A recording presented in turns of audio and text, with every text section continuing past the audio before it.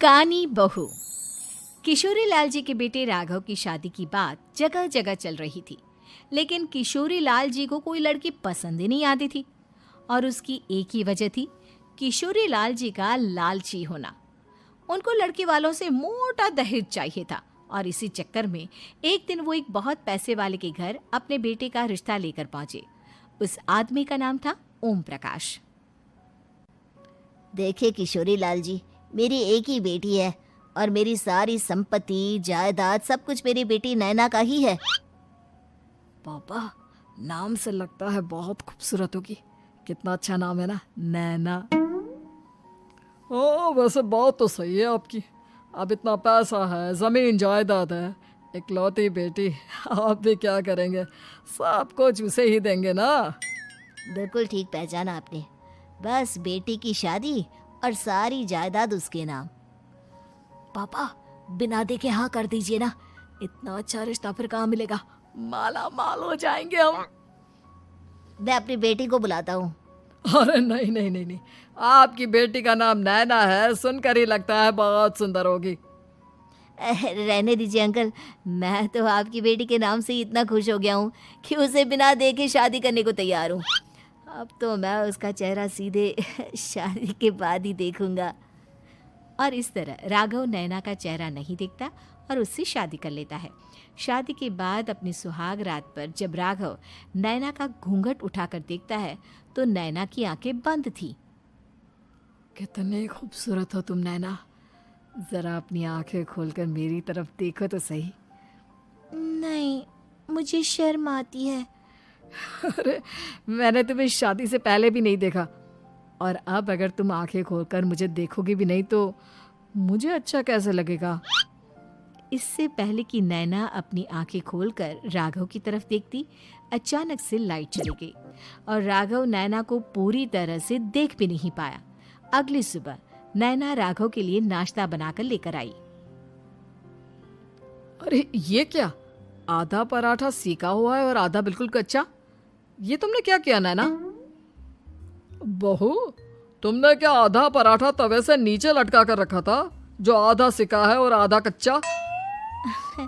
मुझे जितना दिखेगा उतना ही तो सीखूंगी ना पापा जी। जहाँ जहाँ मुझे नजर आ रहा था वहाँ मैंने सीख लिया, जहाँ जहाँ नहीं दिखा वहाँ कच्चा रह गया होगा। इसका क्या मतलब है? ये कैसा मजाक कर रही है तुम? अरे बहू, तुमने इतना लंबा घूंघट क्यों लगाया हुआ है? देखो, हमारे घर में बहुओं को बेटी की तरह रखा जाता है, और फिर तुम तो इतना सारा माल लेकर आई हो। देखो, ये घूंघट डालकर रखने की कोई ज़रूरत नहीं है। हाँ नैना, पापा जी ठीक कह रहे हैं, तुम तो आराम से रहो, अपना ही घर समझो। नैना अचानक से अपना घूंघट उठा लेती है। अरे ये क्या पापा, नैना की तो एक आंख फूटी हुई है। नाम से नैना, लेकिन ये तो कानी बहू निकली। मेरे साथ धोखा हुआ है, धोखा। बिना दिखाए अपनी कानी लड़की मेरे संग ब्याह दी। मुझे कानी बीवी नहीं चाहिए। मुझे अभी ओम प्रकाश जी से बात करनी पड़ेगी। आखिर उन्होंने मेरे साथ ऐसा किया क्यों? अरे, आप लोगों ने ही तो पापा से कहा था कि आप लोग शादी से पहले मुझे देखना नहीं चाहते। अब मेरे पापा पर क्यों इल्जाम लगा रहे हैं? अरे लेकिन उन्हें बताना तो चाहिए था ना कि तुम कानी हो, एक आंख से तुम्हें दिखाई नहीं देता। किशोरी लाल और राघव नाराज होकर ओम प्रकाश को अपने घर बुलाते हैं। पापा जी, ये आपने क्या किया? शादी से पहले बताया क्यों नहीं कि नैना की आंखों में परेशानी है?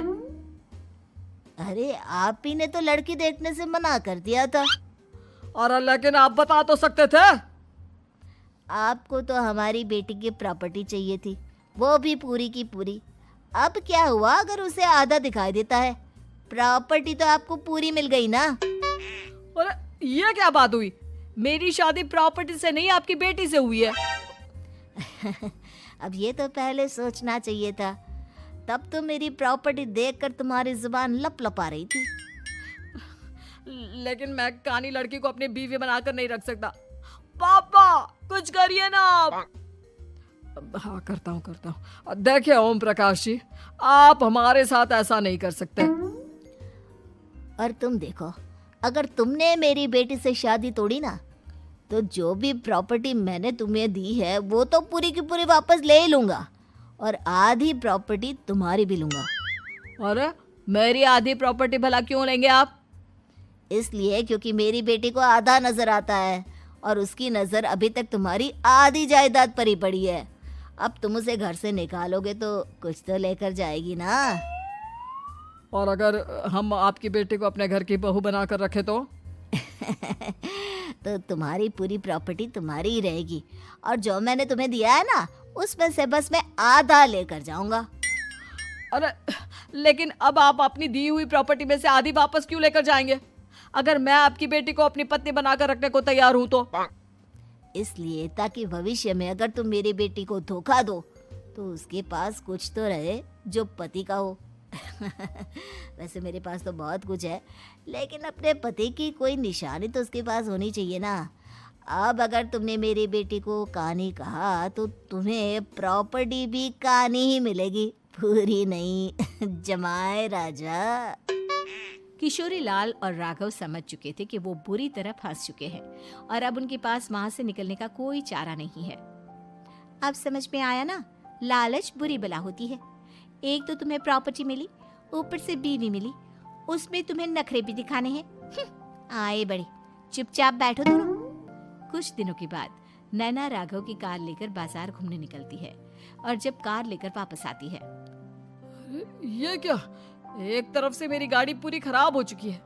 लगता है तुमने मेरी गाड़ी को किसी दूसरी गाड़ी के साथ एक्सीडेंट किया है। अरे अरे कितना बड़ा नुकसान कर दिया तुमने बहू। वो क्या है ना पापा जी, मुझे एक आंख से दिखाई नहीं दे रहा था, सामने से गाड़ी आ रही थी। मुझे तो सिर्फ आधा ही दिखाई दिया और वो गाड़ी मेरी कार से रगड़ते हुए निकल गई। अब मैं क्या करूं बताओ? आप इसे ठीक कराने के पैसे कौन देगा? तुम्हारे पापा? तुमने मुझसे इस तरह से बात की? अभी रुको।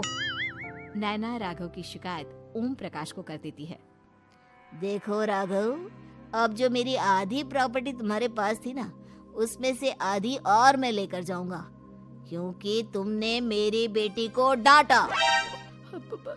अरे नहीं नहीं पापा जी, गलती हो गई, माफ कर दो। गलती की तो कोई गुंजाइश ही नहीं। अगली बार मेरी बेटी को डांटा तो बची हुई आधी में से आधी और ले जाऊंगा। लालच के चक्कर में हम दोनों ने बहुत बड़ी गलती कर दी बेटा। एक तो तुम्हें कानी बहू मिली और ऊपर से जो माल मिला वो भी काना। इस तरह राघव की हर एक गलती पर ओम प्रकाश उसकी प्रॉपर्टी का आधा आधा हिस्सा लेकर अपना सारा माल वापस ले गया और राघव को कानी बीवी से काम चलाना पड़ा। भाई लालच वाकई में बुरी बला है।